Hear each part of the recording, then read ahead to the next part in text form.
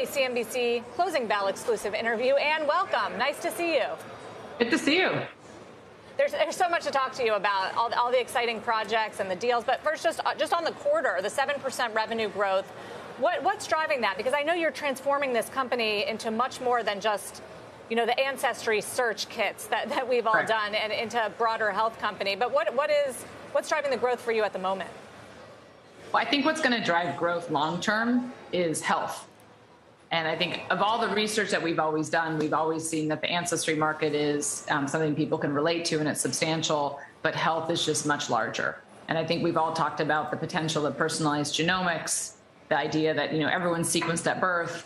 And that's really where we're focusing our efforts. And that's really what I'm making the bet on. And I think as we introduce more reports and as there's more stories out there about health, I think people are seeing the potential and the benefits, and that's going to drive the demand long term.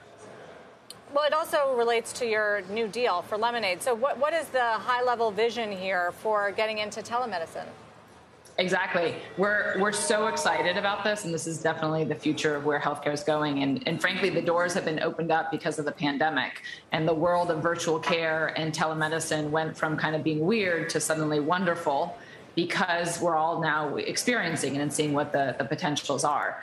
Like I mentioned before, we've always seen this potential of personalized genetic-based healthcare.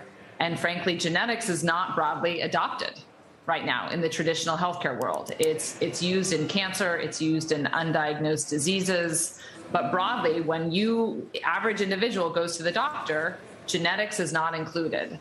And that is specifically what 23andMe wants to change. And we've realized that changing the existing healthcare system as it is really hard. So what we can now do with the acquisition of Lemonaid is they have licenses of health professionals in all 50 states. They have their own pharmacy. We have the ability now to really bring personalized, genetic-based, prevention-focused, primary care to millions of individuals. And so we really want to lead the genomics revolution of healthcare.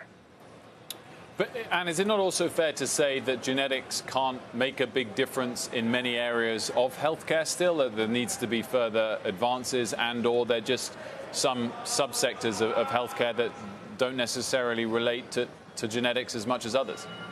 So there's a very exciting area called polygenic risk scores, which means that you're looking at hundreds to thousands to tens of thousands of mutations that all are small effect size, but they add up into a score.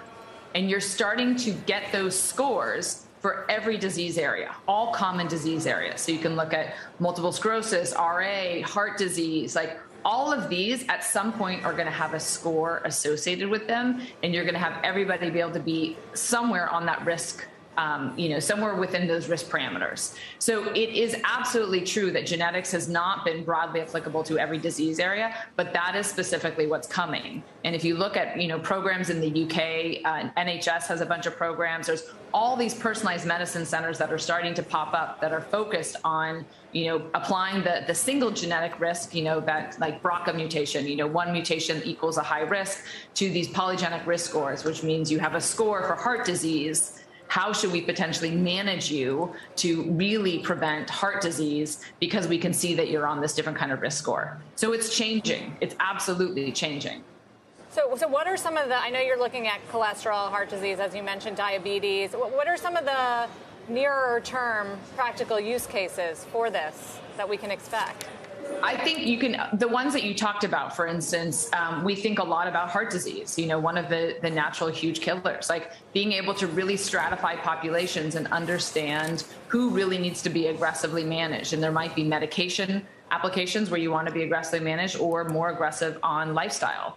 Type 2 diabetes is another one where there's obviously you can look at the individuals who are really in that top quadrant of risk and put your emphasis and your energy into really trying to manage those individuals. Other areas, just to highlight, chronic kidney disease, non-alcoholic fatty liver disease. Those are areas where genetics is coming, where there's really going to be the ability to predict who's at that highest risk. And there are absolutely lifestyle abilities to try and, prevent people from getting it. And that's where 23andMe is, again, very different than the traditional healthcare world, is that we represent really the individual. We represent you. We are a self-pay, direct-to-consumer company. And we're not making money off the procedure. We're making money off really engaging individuals and keeping them healthier.